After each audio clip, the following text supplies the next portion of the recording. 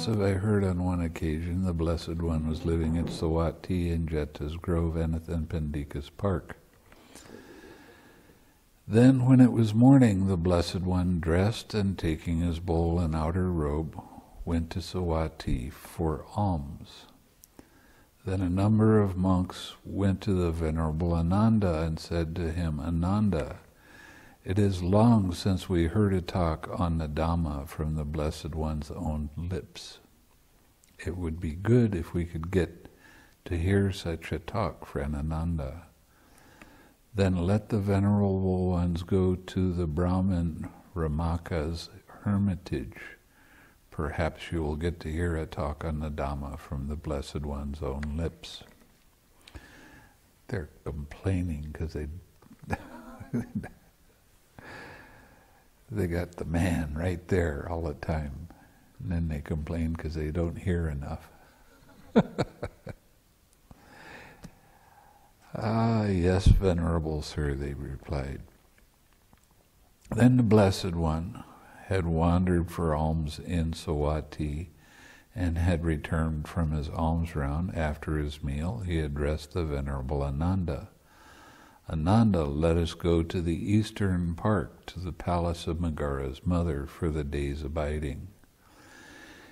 Yes, Venerable Sir, the Venerable Ananda replied. Then the Blessed One went to the Venerable Ananda and went with the Venerable Ananda to the eastern park, the palace of Megara's mother, for the day's abiding. Then, when it was evening, the Blessed One rose from meditation and addressed the Venerable Ananda. Ananda, let us go to the eastern bathing place to bathe. Yes, Venerable Sir, the Venerable Ananda replied. Then the Blessed One went with Ananda to the eastern bathing place. Did you go there? Because that's still around, that bathing place. In Roger, yes. Yeah, but we didn't go in. Why? They didn't go in. There were a lot of it was very local. The local people were just taking baths, but it's like a springs, concrete. Mm-hmm. When he'd finished, he came out of the water and stood on one robe, and stood in one robe drying his limbs. Then the Venerable Ananda said to the Blessed One, Venerable Sir, the Brahmin Ramaka's hermitage is nearby. That hermitage is agreeable and delightful. Venerable Sir, it would be good if the Blessed One went there out of compassion. The Blessed One consented in silence, shook his head. Then the Blessed One went to the Brahmin Ramaka's hermitage. Now on that occasion a number of monks were sitting together in the hermitage discussing the Dhamma. The Blessed One stood outside the door waiting for their discussion to end. When he knew that it was over, he coughed and knocked, and the monks opened the door for him. The Blessed One entered, sat down on a seat made ready, and addressed the monks thus. Monks, for what discussion are sitting together here and now? And what was your discussion that was interrupted?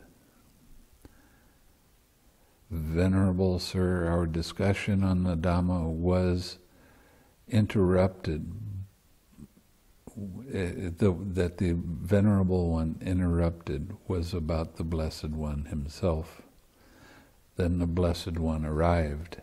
Good monks, it's fitting that you clansmen have gone forth out of faith from the home life into homelessness to sit together to discuss the Dhamma.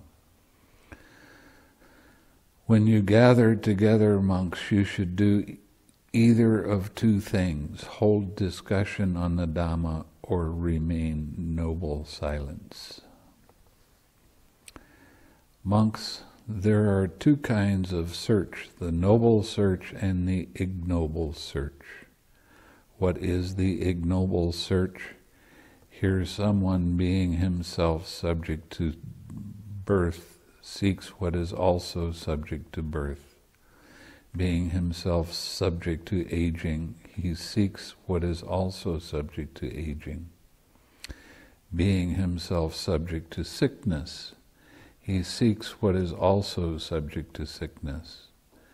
Being himself subject to death, he seeks what is also subject to death.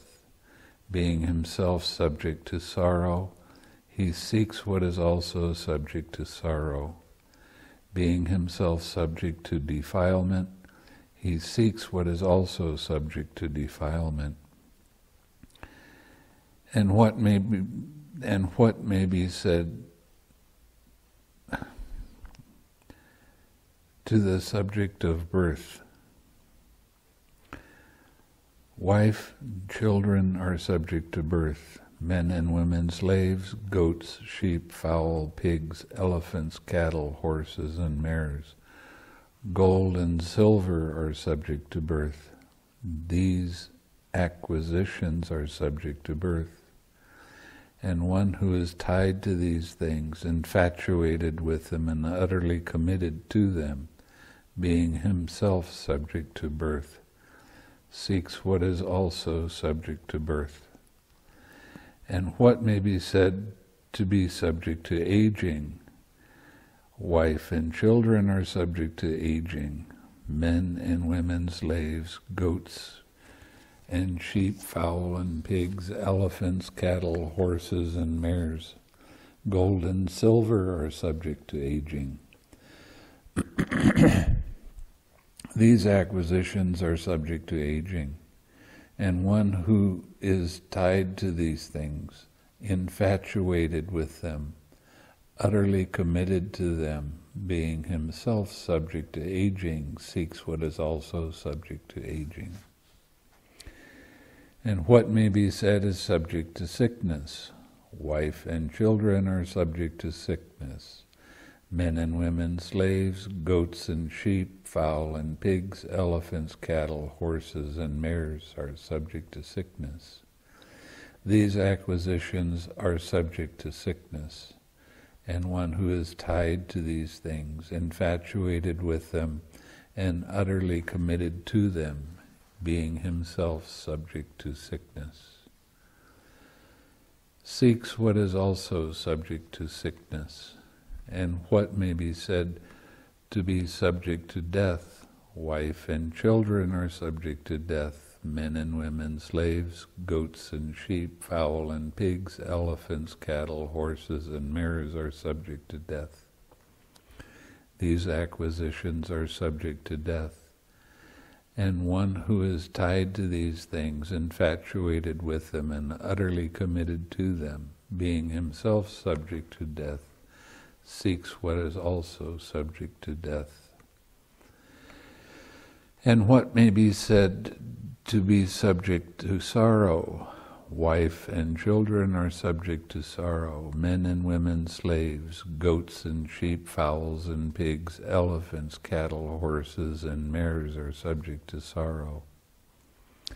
These acquisitions are subject to sorrow, and one who is tied to these things, infatuated with them, and utterly committed to them, being subject to sorrow, seeks what is also subject to sorrow.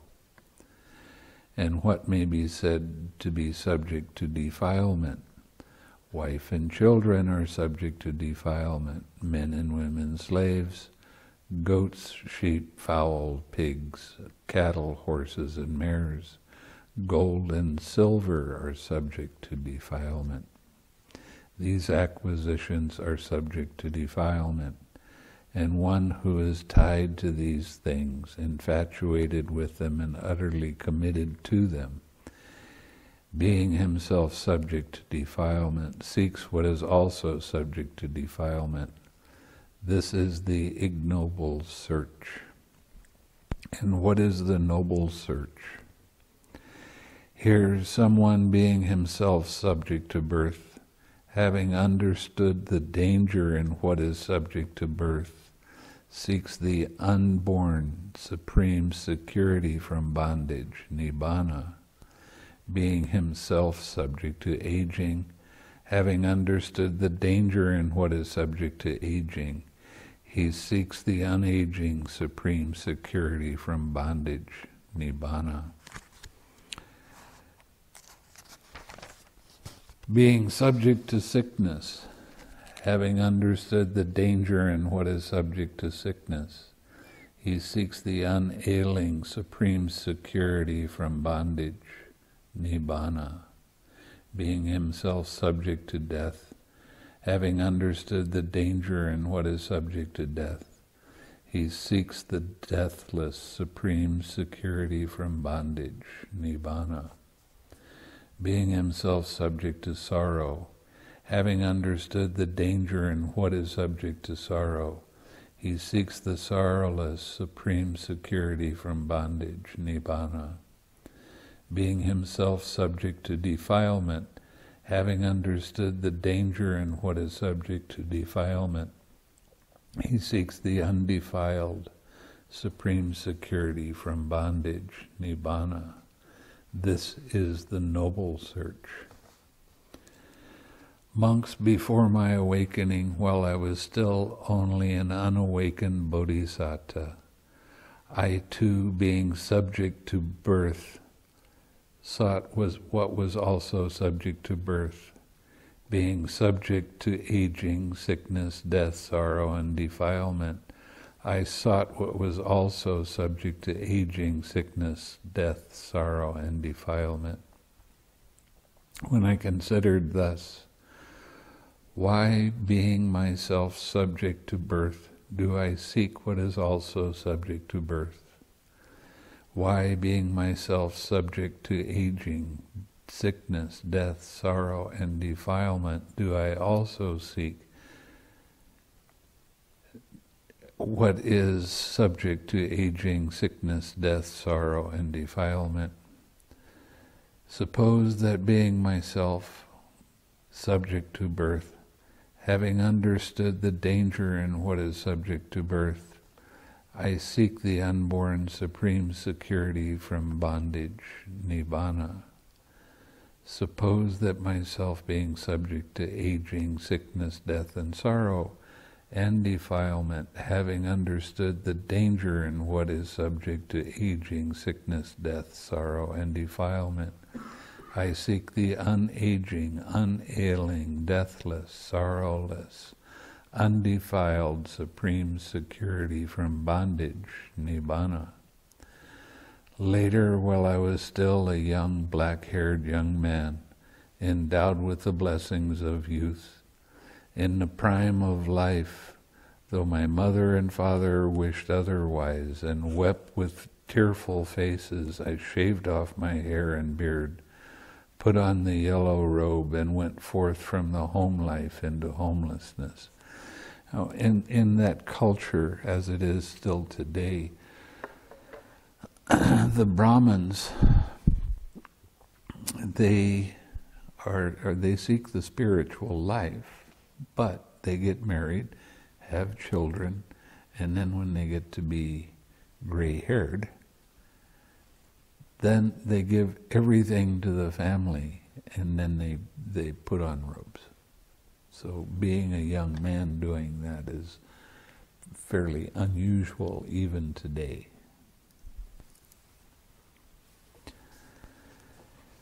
Having gone forth, monks, in search of what is wholesome, seeking the supreme state of sublime peace, I went to Allura Kalama and said to him, "Friend Kalama, I want to lead the holy life in this Dhamma and discipline." Allura Kalama replied, the venerable one may stay here. This Dhamma is such that a wise man can soon enter upon and abide in it, realizing for himself with direct knowledge his own teacher's doctrine. I quickly learned that Dhamma, as far as mere lip reciting and rehearsal of his teachings, as far as his teachings went. I could speak with knowledge and assurance, and I claimed I know and I see. And there were others who did likewise. I considered it is not through mere faith alone that Alura Kalama declares, by realizing for myself with direct knowledge, I enter upon and abide in this Dhamma. Surely, or certainly, Alura Kalama abides knowing and seeing this Dhamma. Then I went to Alura Kalama and asked him, Friend Kalama, in what way do you declare that by realizing for yourself with direct knowledge you enter upon and abide in this Dhamma? He replied, he declared the base of nothingness. I considered not only Alura Kalama has faith, energy, mindfulness, collectedness, and wisdom. I too have faith, energy, mindfulness, collectedness, and wisdom. Suppose I endeavor to realize the Dhamma that Alura Kalama declares he enters upon and abides by realizing it for himself with direct knowledge. I soon quickly entered upon and abided in that Dhamma by realizing for myself with direct knowledge. Then I went to Alura Kalama and asked him, Friend Kalama, is it in this way that you declare that you enter upon and abide in this Dhamma by realizing for yourself with direct knowledge? That is the way, friend. It is in this way, friend, that I also enter upon and abide in this Dhamma by realizing for myself with direct knowledge. It is a gain for us, friend. It is a great gain for us that we have such a venerable one for our companion in the holy life. So the Dhamma that I declare I enter upon and abide in by direct knowledge, or realizing for myself with direct knowledge, is the Dhamma that you enter upon and abide in by realizing for yourself with direct knowledge. And the Dhamma that you enter upon and abide in by realizing for yourself with direct knowledge is the Dhamma I declare I enter upon and abide in by realizing for myself with direct knowledge. So you know the Dhamma that I know, and I know the Dhamma that you know. As I am, so are you. As you are, so am I. Come, friend. Let us lead this community together. Now, one thing about the Buddha that was quite remarkable was his ability to know and see things. And he picked things up very, very quickly.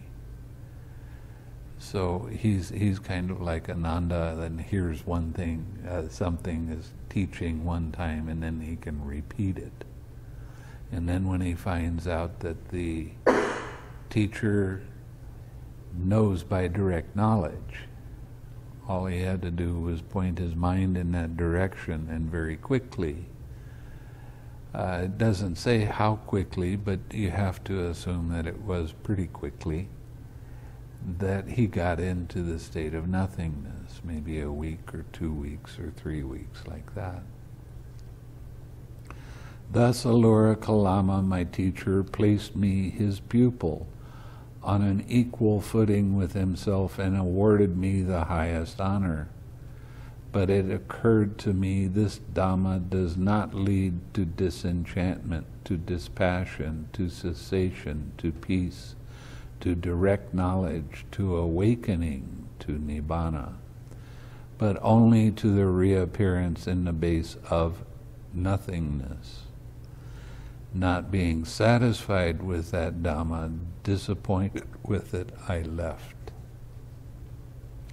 Still in search, monks, of what is wholesome, seeking the supreme state of sublime peace, I went to Udaka Ramaputta. Ramaputta means son of Rama. You'll get that in just a minute. Friend, I want to lead a holy life in this Dhamma and discipline. Udaka Ramaputta replied, the Venerable One may stay here. This Dhamma is such that a wise man can soon enter upon and abide in it, himself realizing through direct knowledge his own teacher's doctrine. I soon quickly learned that Dhamma, as far as mere lip reciting and rehearsal of his rehearsal of his teachings went. I could speak with knowledge and assurance, and I claimed I know and see, and there were others who did likewise. I considered it is not through mere faith alone that Rama, not Udaka Ramaputta. Udaka Ramaputta didn't go as deeply as his father did, but he was taking care of all of the other monks. As I considered it as not through mere faith alone that Rama declared, by realizing for myself with direct knowledge I enter upon and abide in this Dhamma. Certainly Rama abided knowing and seeing this Dhamma. Then I went to Udaka Ramaputta and asked him, friend, in what way did Rama declare that by realizing for himself with direct knowledge he entered upon and abided in this Dhamma? In reply, Udaka Ramaputta declared the base of neither perception nor non-perception. I considered not only Rama had faith, energy, mindfulness, concentration, and wisdom. I too have faith, energy, mindfulness, concentration, and wisdom. Suppose I endeavor to realize the Dhamma that Rama declared he entered upon and abided in by realizing for himself with direct knowledge. I soon quickly entered upon and abided in that Dhamma by realizing for myself with direct knowledge. When I went to Udaka Ramaputta and asked him, friend, was it in this way that Rama declared that he entered upon and abided in this Dhamma by realizing for himself with direct knowledge? That is the way, friend. It is the way, friend, that I also entered upon and abided in this Dhamma by realizing for myself with direct knowledge. It is a gain for us, friend. It is a great gain for us that we have such a venerable one for our companion in the holy life. So, the Dhamma that Rama declared he entered upon and abided in by realizing for himself with direct knowledge is the Dhamma that you enter upon and abide in by realizing for yourself with direct knowledge. And the Dhamma that you enter upon and abide in by realizing for yourself with direct knowledge is the Dhamma that Rama declared he entered upon and abided in by realizing for himself with direct knowledge. So you know the Dhamma that Rama knew, and Rama knew the Dhamma that you know. As Rama was, so are you. As you are, so was Rama. Come, friend, now lead this community. Thus Udaka Ramaputta, my companion in the holy life, placed me in the position of a teacher and accorded me the highest honor. But it occurred to me this Dhamma does not lead to disenchantment, to dispassion, to cessation, to peace, to direct knowledge, to awakening, to nibbana, but only to the reappearance in the base of neither perception nor non-perception. Not being satisfied with that Dhamma, disappointed with it, I left. Still in search, monks, of what is wholesome, seeking the supreme state of sublime peace, I wandered by stages through the Magadhan country until eventually I arrived at Uravilla. There I saw an agreeable piece of ground, a delightful grove, with a clear flowing river, with pleasant smooth banks, and nearby village for alms resort. I considered this is an agreeable piece of ground. This is a delightful grove, with clear flowing river, with pleasant smooth banks, and a nearby village for alms resort. This will serve for my striving of a clansman, indeed, intent on striving. And I sat there thinking, this will serve for striving. Now this is in Bodh Gaya. He kind of skipped over some of the other things that he'd gone through. They have weird practices in India. There is, I saw a documentary on this guy that thought he could become enlightened by doing somersaults. And he did somersaults, 1,500 miles. And he would, when he would do the somersaults, he had a little piece of cloth that touched the ground. And it looked like he almost didn't touch the ground. And he would get into his somersaults, and he would do that all day until evening.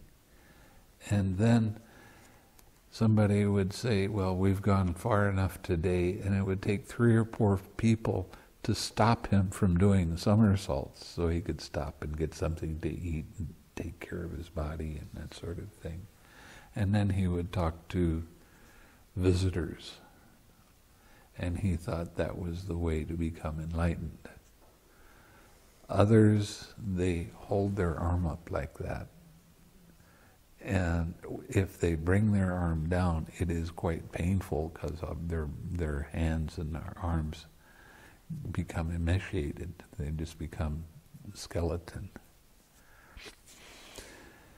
And there's some that just stand on one leg, and that's the way they think that they're going to attain nibbana. They stand on one leg and they meditate.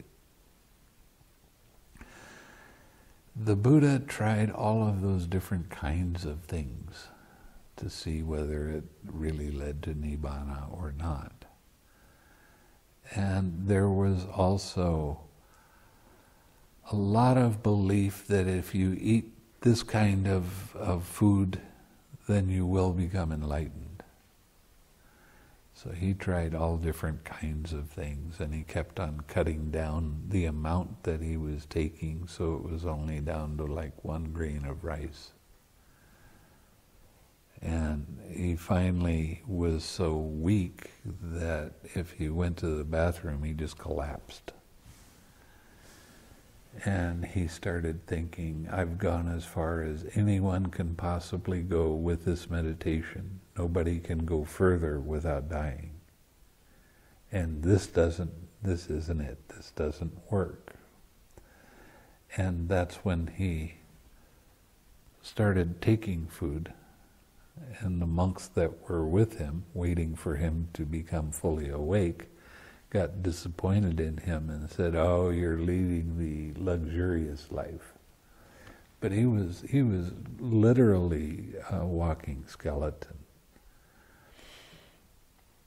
And he needed to have the strength of taking food so that he could continue his striving. Now, when he first went to Bodh Gaya, he had been, he spent a fairly long time there. It wasn't just for a short time. And this one woman that she had the belief that if she went to into the forest and she saw a tree deva, she would offer food to the tree deva and she would become pregnant. And she saw the Buddha sitting there, who at the time was actually figuring out all of the links of dependent origination and how they work together, how they arose and how they cease.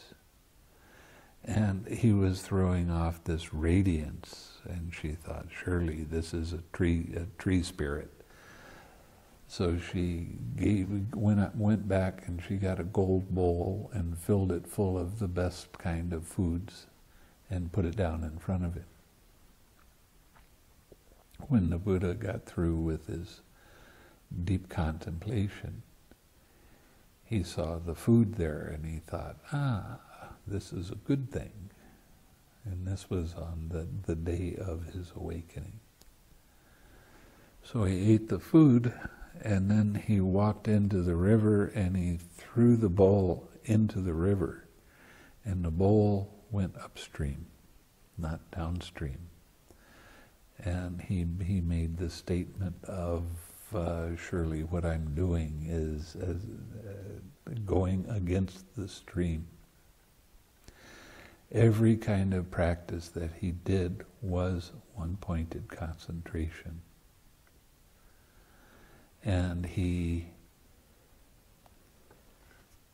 kept on letting those different practices go, because he'd go as far as he could with it, but it didn't lead to Nibbana, so he would stop. So he'd been there for quite a while.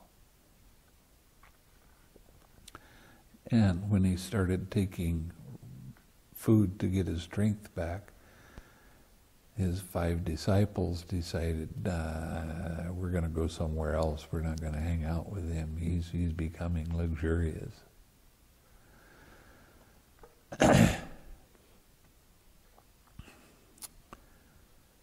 So on the night of his awakening, he made the determination that his blood could dry up and he could just crumble away before he would get up from the meditation, before he became awakened. It so happened it was on the full moon day in May, which was his birthday, and that's the day that he died. And that's what we call Vesak now.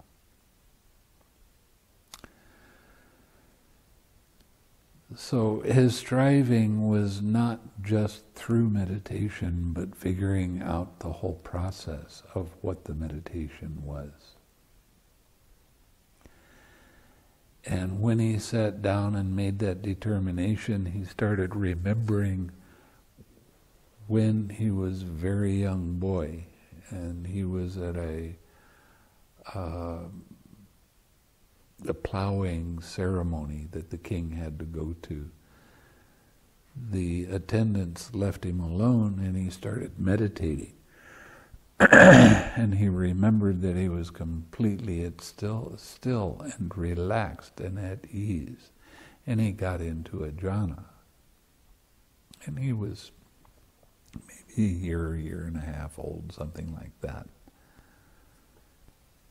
And on the night of his awakening, he remembered that experience. And he also saw the difference between what he did then and all of the other practices that he had done. All the other practices, they were leaning towards one-pointed or absorption concentration. Now, he was one of the most advanced meditators in the world at that time. So he had all of the attributes that he needed, except that one tiny little step of relaxing.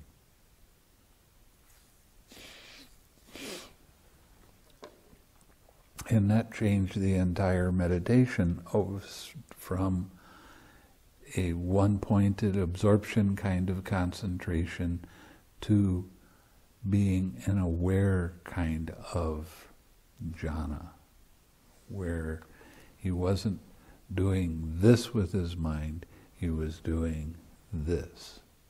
So he could see what was coming, he could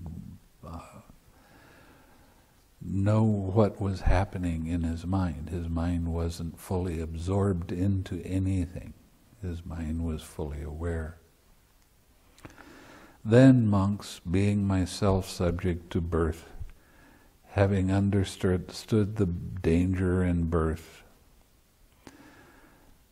seeking the unborn supreme security from bondage, nibbana, I attained the unborn supreme security from bondage, nibbana. Being myself subject to aging, having understood the danger in this being in what is subject to aging, seeking the unaging supreme security from bondage, nibbana. I attained the unaging supreme security from bondage, nibbana. Being subject myself to sickness, having understood the danger in what is subject to sickness, seeking the unailing supreme security from bondage, nibbana, I attained the unailing supreme security from bondage, nibbana. Being myself subject to death, having understood the danger in what is subject to death, seeking the deathless supreme security from bondage, nibbana, I attained the deathless supreme security from bondage, nibbana. Being subject to sorrow, having understood the danger in what is subject to sorrow, seeking the sorrowless supreme security from bondage, nibbana, I attained the sorrowless supreme security from bondage, nibbana. Being subject to defilement, having understood the danger in being subject to defilement, seeking the undefiled supreme security from bondage, nibbana, I attained the undefiled supreme security from bondage, nibbana. The knowledge and vision arose in me. My deliverance is unshakable. This is my last birth. Now there is no renewal of being.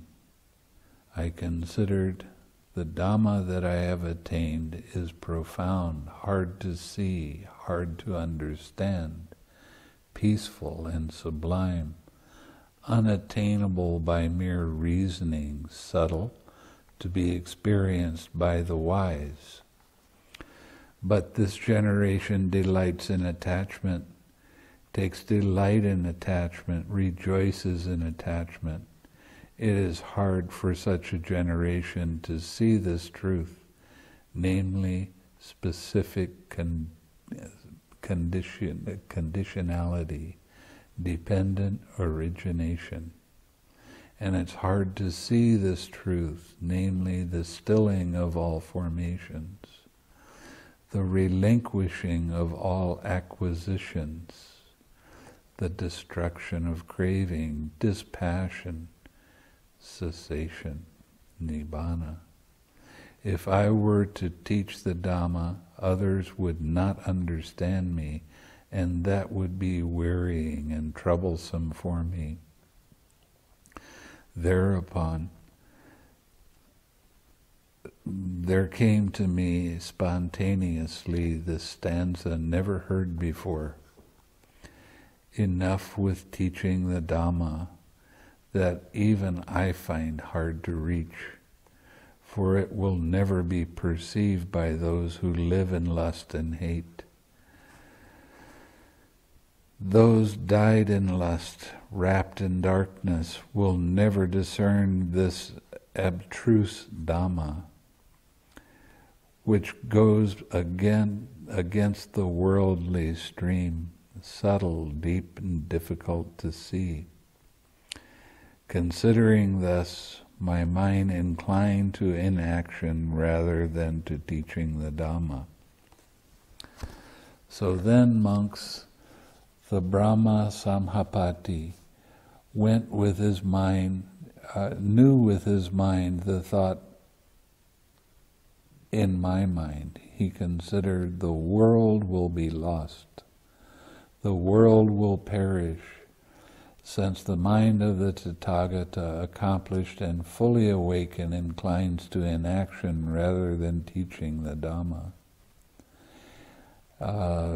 He was from a Brahmaloka, and is still in that Brahmaloka. Then, just as quickly as a strong man might extend his arm or flex his extended arm, the Brahman Sahampati vanished from the Brahma world and reappeared before me. He arranged his upper robe on one shoulder and extended his hands in reverential salutation towards me. He said, "Venerable Sir, let the Blessed One teach the Dhamma. Let the Sublime One teach the Dhamma. There are beings with little dust in their eyes who are wasting through not hearing the Dhamma. There will be those who will understand the Dhamma." The Brahman Samhapati spoke thus. And then he said further, in Magadha, there have appeared till now impure teachings devised by those still stained. Open the doors to the deathless. Let them hear the Dhamma that the stainless one has found. Just as one stands on a mountain peak, can see below all people around. O wise one, all-seeing sage, ascend the palace to the Dhamma. Let the sorrowless one survey this human breed, engulfed in sorrow, overcome by death and old age. Arise, victorious hero, caravan leader, debtless one, and wander in the world. Let the Blessed One teach the Dhamma. There will be those who will understand. Then I listened to the Brahma's pleading, and out of compassion for beings, I surveyed the world with the eye of a Buddha. Surveying the world with the eye of a Buddha, I saw beings with little dust in their eyes, with much dust in their eyes, with keen faculties, with dull faculties, with good qualities and with bad qualities, easy to teach and hard to teach, and some who see seeing fear and blame in no other world, just as in a pond of blue or red or white lotuses. Some lotuses are born and grow in the water and thrive immersed in the water without rising out of it. Some of those lotuses are born and grow in the water and rest on the water's surface. And some other lotuses that are born and grow in the water rise out of the water and stand clear, unwetted by it. So too, surveying the world with the eye of a Buddha, I saw beings with little dust in their eyes, with much dust in their eyes, with keen faculties and with dull faculties, with good qualities and bad qualities, easy to teach and hard to teach, and some who dwell seeing fear and blame in the other world. Then I replied to the Brahman Samhapati in stanzas, open for them are the doors to the deathless. Let those with ears now show their faith. Thinking it would be troublesome, O Brahma, I did not speak the Dhamma, subtle and sublime.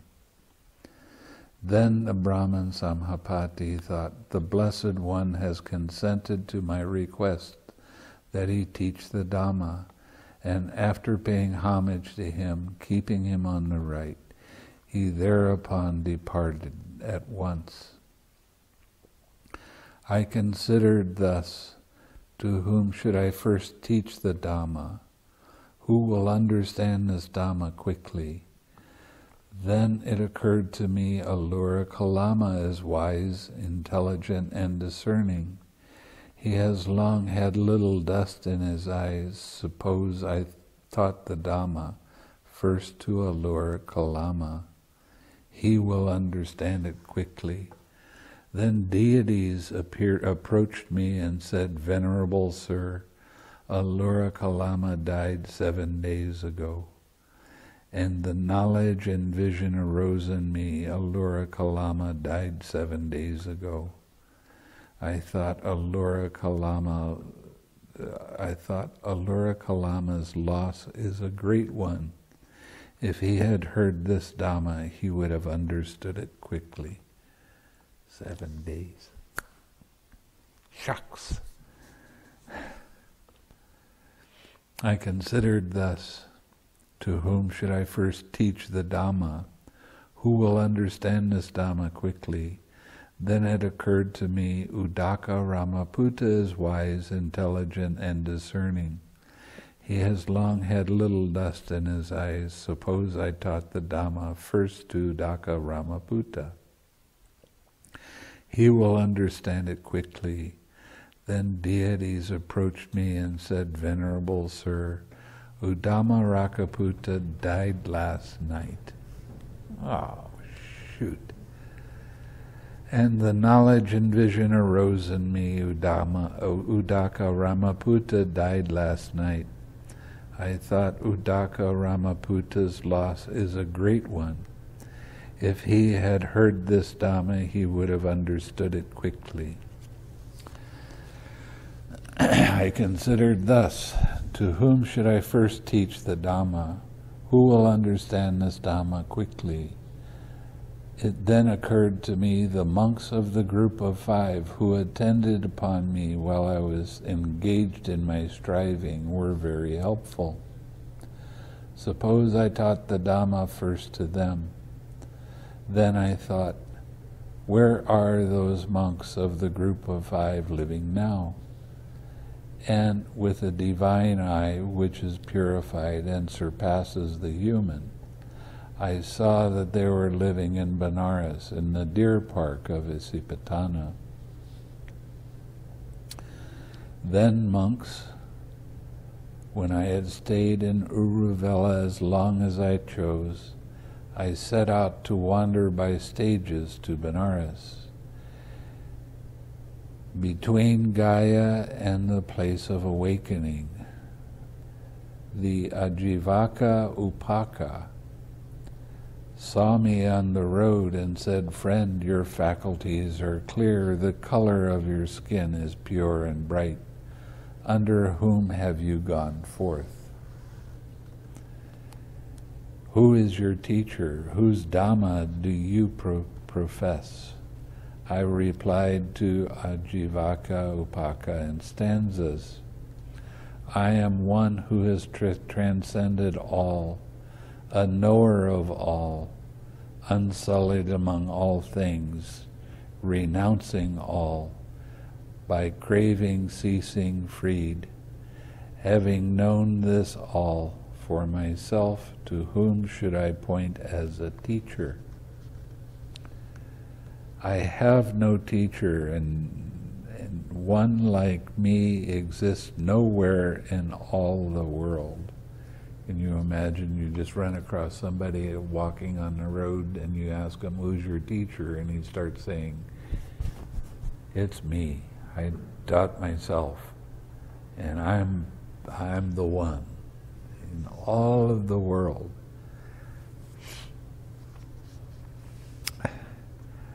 With all its gods, nowhere exists in all the world with all its gods, because I have no person for my counterpart. I am the accomplished one in the world. I am the teacher supreme. I alone am fully awakened one, whose fires are quenched and extinguished. I now go to the city of Kasi to set in motion the wheel of Dhamma. In a world that has become blind, I go to beat the drum of the deathless. By your claims, friend, you ought to be the universal victor, the monk said.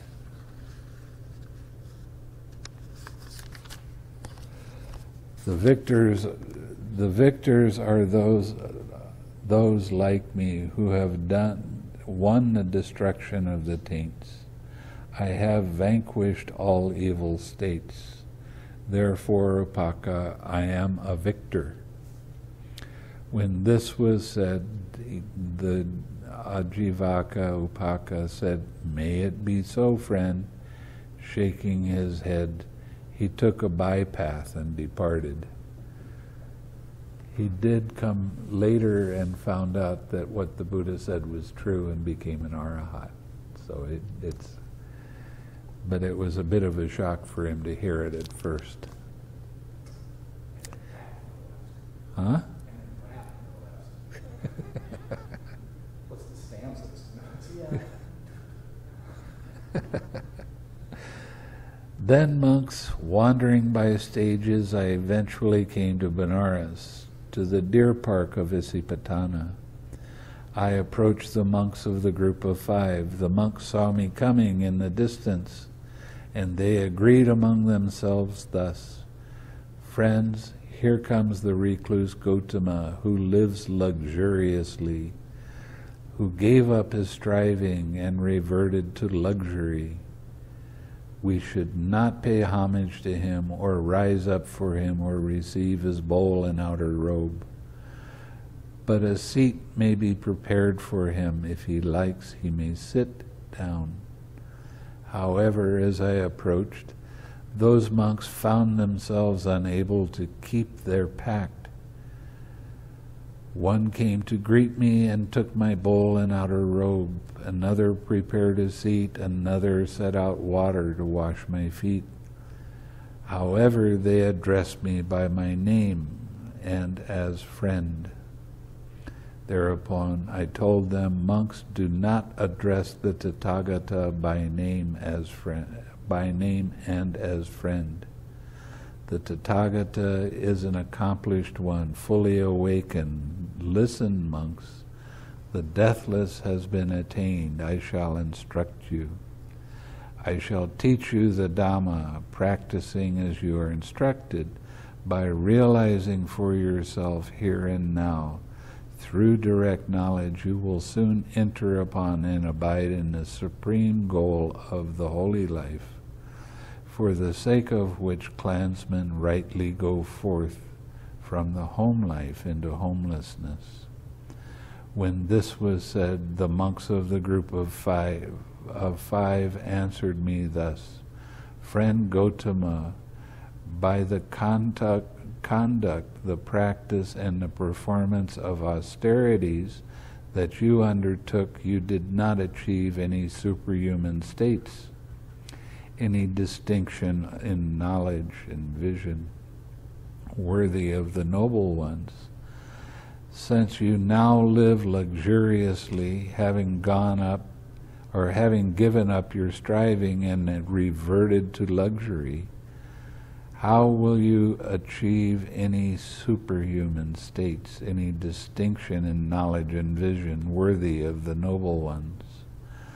When this was said, I told them, the Tathagata does not live luxuriously, nor has he given up his striving and reverted to luxury.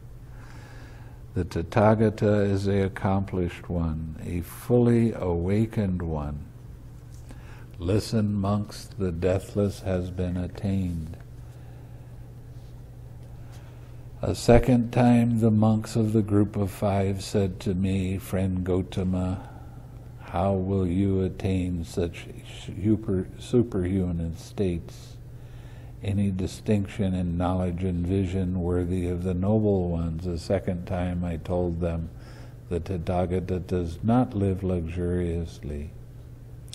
A third time the monks of the group of 5 said to me, Friend Gautama, how will you achieve any superhuman state, any distinction in knowledge and vision worthy of the noble ones?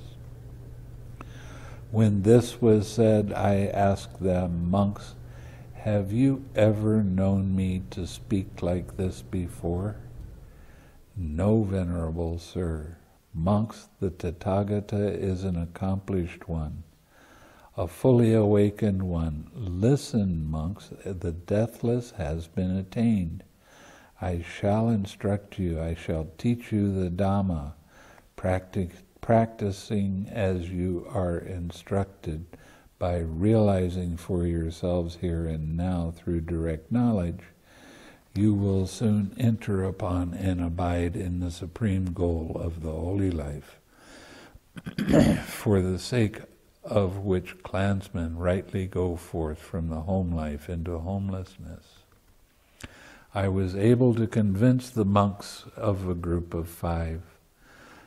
Then I sometimes instructed 2 monks, while the 3 monks went for alms, and the 6 of us lived on what those 3 monks brought back. Sometimes I instructed 3 monks, while the other 2 went for alms, and the 6 of us lived on what those 2 monks brought back from their alms round. Then the monks of the group of 5 thus taught and instructed me, being themselves subject to birth, having understood the danger in what is subject to birth, seeking the unborn supreme security from bondage, nibbana, attained the unborn supreme security from bondage, nibbana, being themselves subject to aging, sickness, death, sorrow, and defilement, having understood the danger in what is subject to aging, sickness, death, sorrow, and defilement, seeking the unaging, unailing, deathless, sorrowless, undefiled, supreme security from bondage, nibbana. They attain the unaging, unailing, deathless, sorrowless, and undefiled supreme security from bondage, nibbana.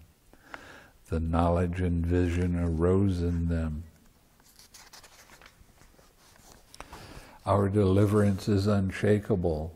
This is our last birth. There is no renewal of being. Monks, there are these 5 chords of sensual pleasure. What are the 5? Forms cognizable by the eye that are wished for, desired, agreeable and likable, connected with sensual desire and inviting lust.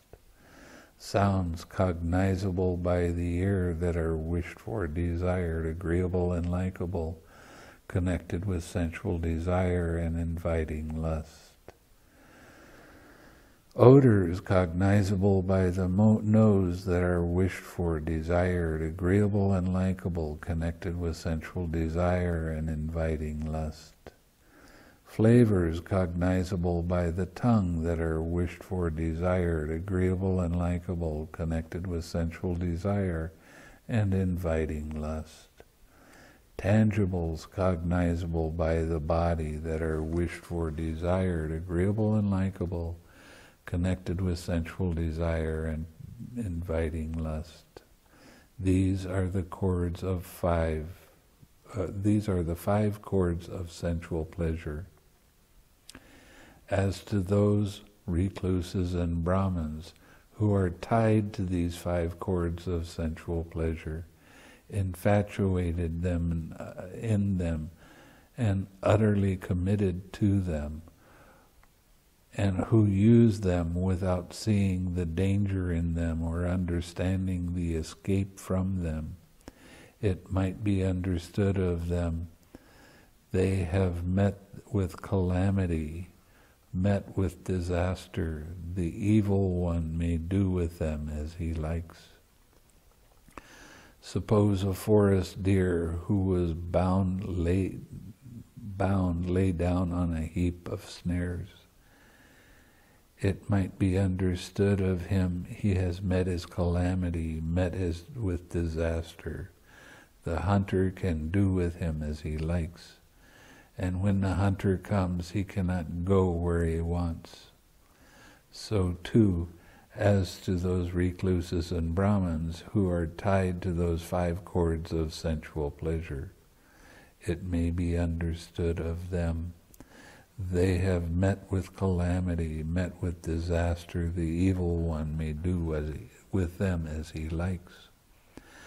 As to those recluses and Brahmins who are not tied to those 5 chords of sensual pleasure, who are not infatuated with them or utterly committed to them, and use them, seeing the danger in them and understanding the escape from them, it may be understood of them, they have not met with calamity, not met with disaster. The evil one cannot do with them as he likes. Suppose a forest deer who was unbound lay down in a heap of snares. It might be understood of him, he has not met with calamity, not met with disaster. The hunter cannot do with him as he likes. And when the hunter comes, he can go where he wants. So too, as to those recluses and Brahmins who are not tied to these 5 chords of sensual pleasure, it may be understood of them, they have not met with calamity, not met with disaster. The evil one cannot do with them as he likes. Suppose a forest deer is wandering in a forest wilds. He walks confidently, stands confidently, sits confidently, lies down confidently. Why is that? Because he is out of the hunter's range. So too, quite secluded from sensual pleasures, secluded from unwholesome state, a monk enters upon and abides in the first jhana, which is accompanied by thinking and examining thought, with joy and happiness born of seclusion. This monk is said to have blindfolded Mara, to have become invisible to the evil one by depriving Mara's eyes of its opportunity. Again, with the stilling of thinking and examining thought, a monk enters upon and abides in the second jhana, which has self-confidence and stillness of mind, without thinking and examining thought, with joy and happiness born of collectedness. This monk is said to have become blindfolded by Mara. Or is said to have blindfolded Mara, Again, with the fading away of joy, a monk abides in equanimity, mindful and fully aware, still feeling happiness with the body. He enters upon and abides in the third jhana, on account of which noble ones announce, he has a pleasant abiding who has equanimity and is mindful. This monk is said to have blindfolded Mara.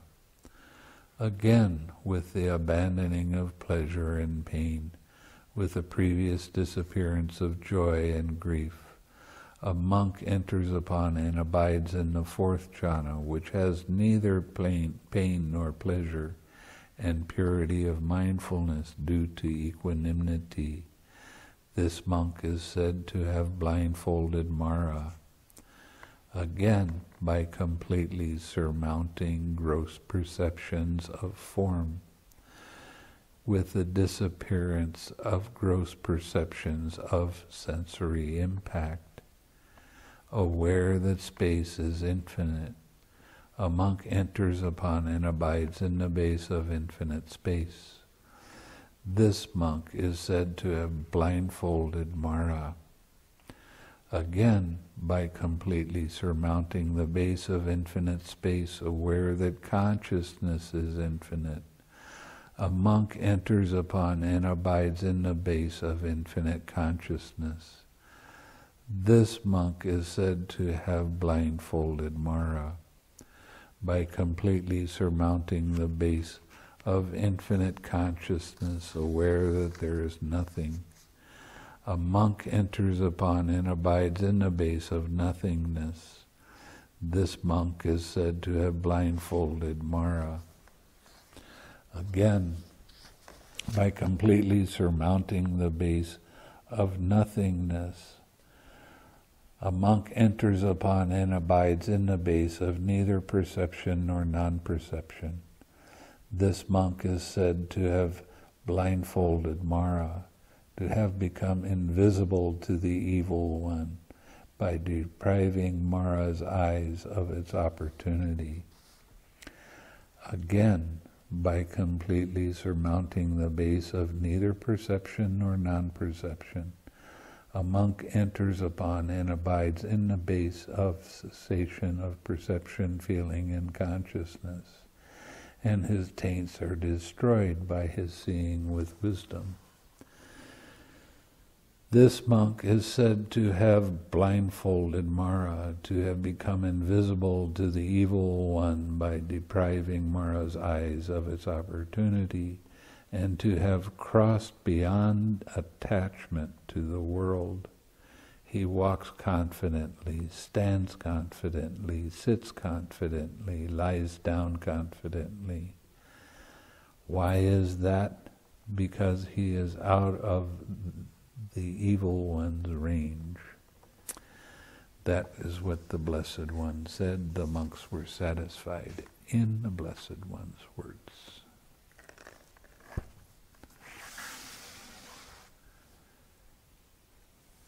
Interesting sutta. I didn't give you much commentary because it doesn't really need a lot of commentary. That gives you some of the idea of what he went through. He didn't really talk too much about dependent origination, but that is, along with the Four Noble Truths and seeing the three characteristics in each link, that is the backbone of the Buddha's teaching.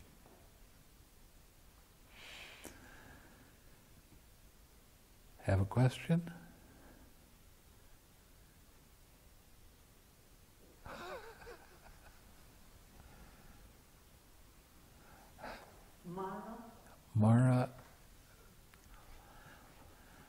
Mara is called the evil one. He's actually a deva. It's a he. Yeah. And he's really into sense pleasures. And sometimes he can come while you're meditating and you lose your mindfulness, you'll start getting thoughts about, if I stop meditating now, I can go out and I can really enjoy things very much. But there are suttas where he comes to the Buddha and he comes to the monks and tries to distract them away from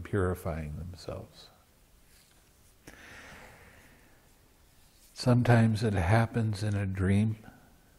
Sometimes it happens in a when your mind starts to dull out and you start getting dreamy.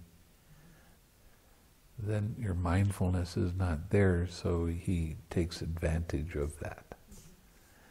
And it is a real being. It has happened to me, where there was all kinds of promises that if I give up this path right now, I'll become a millionaire, and all of those kind of things. And it's like, get away from me, boy, you bother me.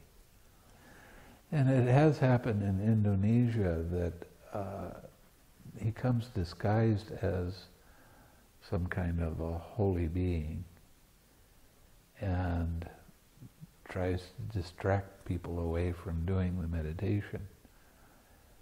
And I had to actually give a Dhamma talk so that they would understand that you tell him to go away and he will.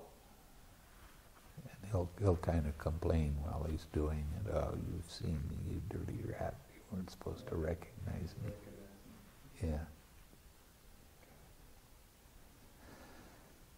And when they started understanding that, I mean, it was coming to them quite often. And once they understood that it's just a game that Mara is playing, then they would tell him, I'm not interested, go away. And they would vanish, and then they would go deeper in their meditation again.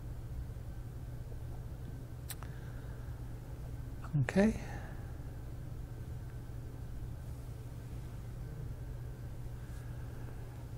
May suffering ones be suffering free, and the fear-struck fearless be. May the grieving shed all grief, and may all beings find relief. May all beings share this merit that we've thus acquired for the acquisition of all kinds of happiness. May beings inhabiting space and earth, devas and nagas of mighty power, share this merit of ours. May they long protect the Buddha's dispensation. Sadhu.